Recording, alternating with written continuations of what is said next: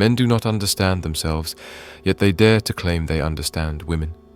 These words were never written by Plato, but if you study his work with ruthless honesty, you will see this truth oozing through every layer of his philosophy. You see, Plato didn't write dating advice. He didn't teach men how to win women. No, Plato dealt with the deeper disease, the blindness of man to the forces that govern his own mind. Because long before men learned to chase beauty, long before they bowed to the soft whispers of the feminine, Plato had already diagnosed the real problem. The mind of man, when untrained, becomes the perfect playground for deception. You may remember the allegory of the cave from the Republic, the famous story of prisoners chained in darkness, staring at shadows cast on the wall.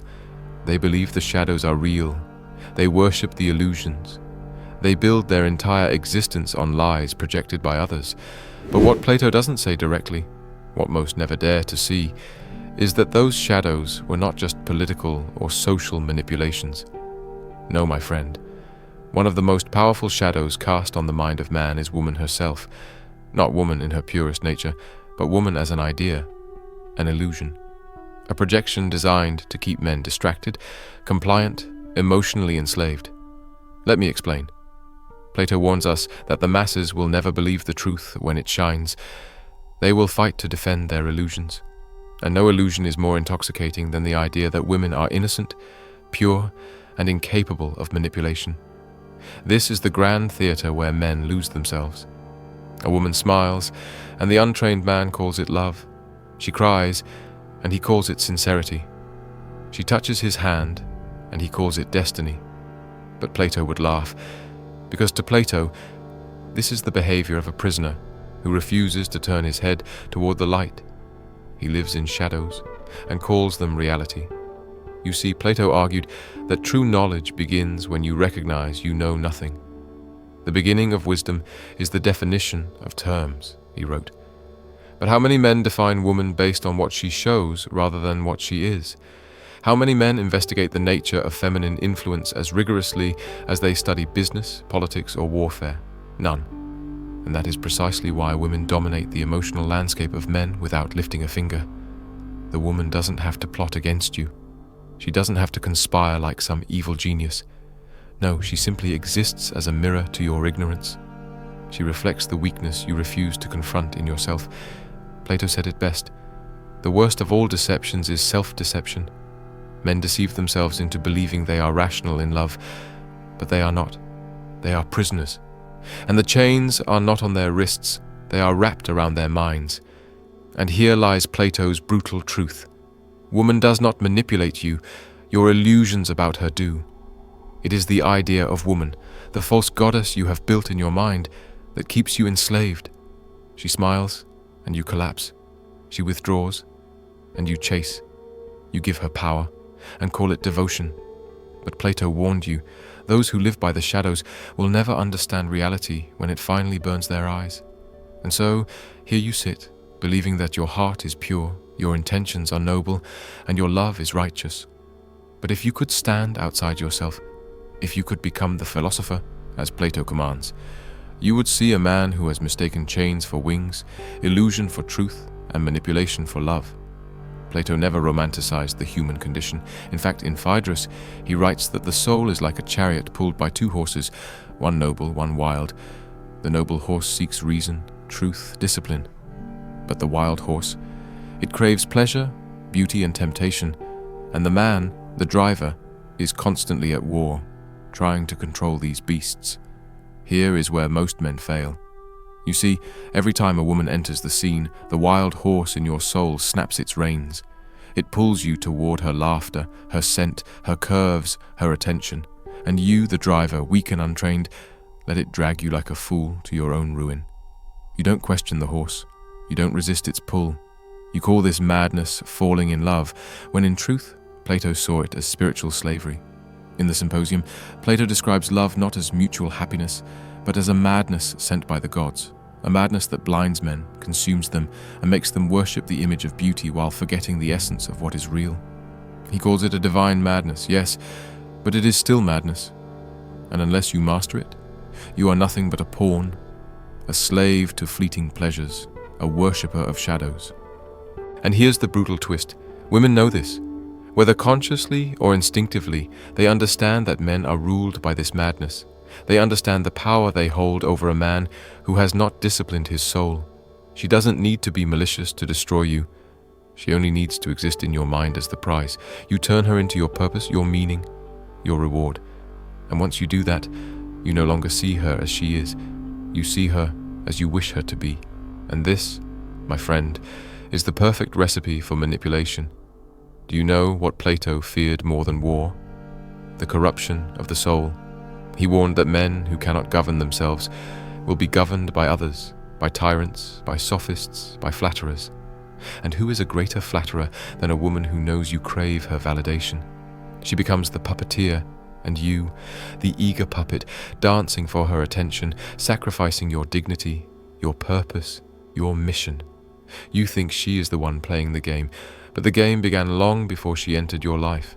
The real game is the war within you, the battle between your higher self and your base desires.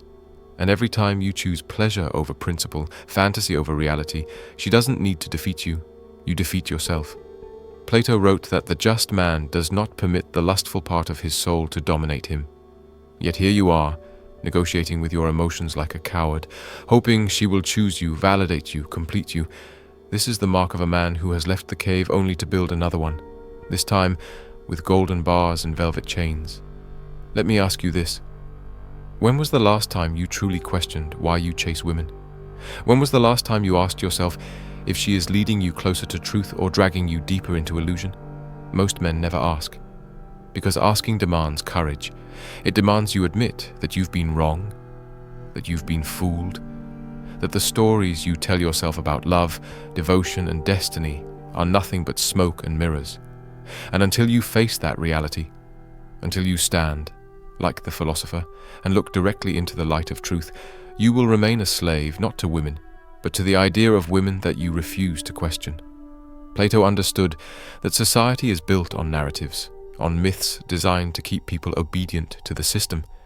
And nowhere is this more evident than in the narrative men have been fed about women. You've been told they are your better half. You've been told they complete you. You've been told they hold the keys to your happiness. But Plato knew better.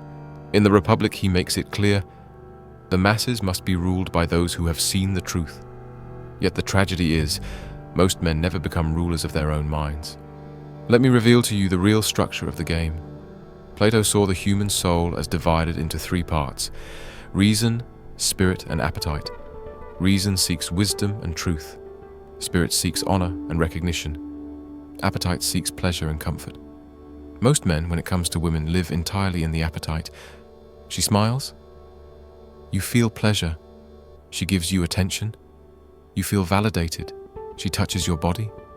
You feel alive. But this is the lowest part of your being. The part Plato warned must be ruled by reason, or it will drag you into ruin. And this is why women have such terrifying influence over weak men. She doesn't need to challenge your mind. She doesn't need to respect your mission. All she needs to do is feed your appetite, and you will sell your soul for another taste. Like a man lost in the desert, you will crawl on your knees, begging for drops of validation, while she stands over you, holding the water you once had the power to create for yourself. You think I exaggerate? Look around. Men betray their families for a stranger's touch. Men destroy their empires for the approval of a woman who doesn't respect them. Men kill themselves because she left. What greater proof do you need that you are ruled by the lowest part of yourself? And here is Plato's greatest warning, hidden in plain sight. No man is free who is not master of himself. If you have not mastered your appetites, your cravings, your desire for validation, you are not free. It does not matter how much money you have, how many followers you gain, or how many women you attract. If they can break you with a glance, you are still a prisoner. But there is more. In the Laws, Plato argued that the downfall of a city begins when men allow pleasure to rule over discipline. And what is society today, if not a graveyard of men who have sacrificed their strength on the altar of feminine approval? You see it in politics, you see it in religion, you see it in culture.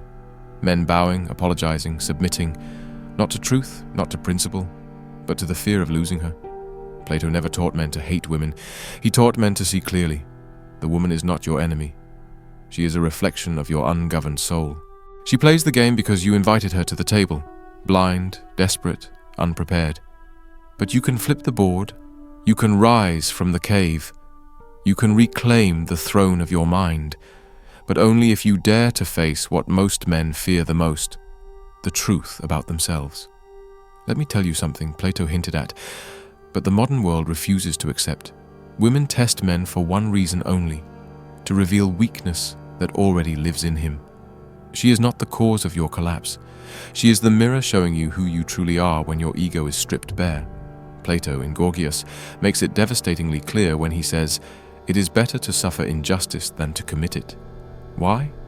Because the man who commits injustice proves he has no mastery over his desires, and here is the irony most men never understand.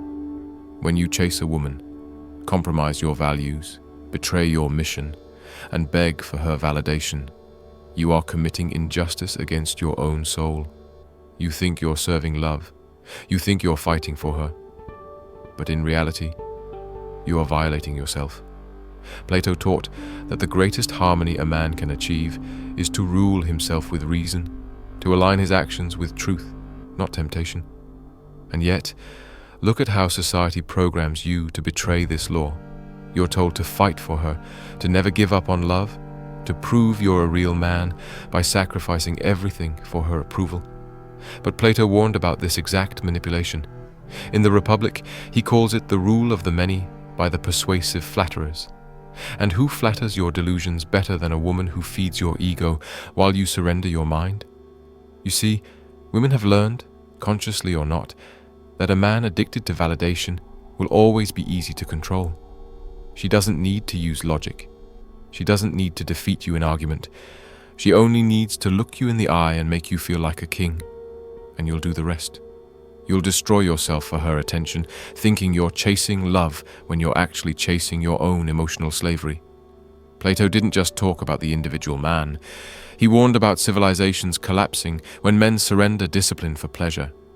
He saw this pattern in the fall of Athens. He watched leaders compromise principles to please the masses, just as modern men compromise their souls to please women. The sickness is the same. The disease of the untrained soul always ends the same way, collapse. But Plato also gave the cure.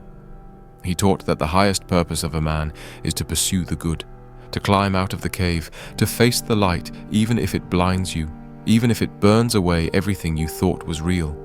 And here is what most men will never do. They will never dare to see the woman not as a goddess, not as a curse, but as a mirror showing them their undisciplined appetites, their fragile egos, their desperate need to be seen. Do you have the courage to face that reflection? Do you have the strength to stand, not as a beggar, not as a slave, but as a man who governs himself first? Because until you do, you will always be played. You will always fall for the game, because you refuse to master the player within you. And when you finally see this, when you finally stand in the light Plato spoke of, you will never look at women the same way again. Most men live in terror of losing a woman's favor, but Plato teaches you to fear something far worse, the loss of your own soul. He writes in Phaedrus, the soul takes on the character of the actions it pursues. In other words, if you spend your life chasing validation, your soul becomes weak. If you make her attention your highest pursuit, your soul shrinks into something petty, something small, something unworthy of greatness. Let me make this even more brutal. Every time you bend your values to keep her, every time you silence your truth to please her, every time you sacrifice your mission for her emotions, you are not loving her, you are betraying yourself. And Plato makes it clear, betrayal of the self is the root of all injustice. Why do you think tyrants rise? Why do you think civilizations fall? Because men refuse to govern themselves. Because men would rather serve pleasure than truth. Because men would rather chase shadows than face the light. And women, consciously or not, test men to expose this exact weakness. She pushes your boundaries to see if you'll hold the line. She withholds affection to see if you'll beg. She challenges your convictions to see if you'll betray them just to keep her around. And every time you fold, she loses respect for you. Because deep down, she knows a man who cannot rule himself, cannot rule anything. Not his life, not his future, not his legacy. Plato described the perfect ruler as a philosopher king, a man who has mastered his soul, a man who seeks truth above all, a man who is unshaken by the games of the masses. If you can look into her eyes and see not a goddess, not an enemy, but a mirror, if you can take back your power, not with hate, not with bitterness, but with clarity, you become what Plato called the just man, the ruler of himself. And the man who rules himself cannot be manipulated, cannot be destroyed, cannot be played. So here's my challenge to you. Stop chasing the shadow. Stop worshipping the illusion. Stop trading your soul for temporary affection. Stand up, look in the mirror, face the parts of yourself you've been too afraid to confront. And when you do, you will never again fear the games women play, because you will have outgrown the need to play at all. If this message lit a fire in your soul, if it shook you awake in ways you didn't expect, don't let it end here. Take a moment right now to like this video, share it with a man who needs to hear it, and subscribe to this channel. We are building a brotherhood of men who refuse to live in the shadows, men who dare to rule their minds, their lives, and their destiny. Support us by following the link in the description. Join us on this journey toward truth, mastery, and freedom. Because the world doesn't need more men chasing illusions. It needs more men who have the courage to see,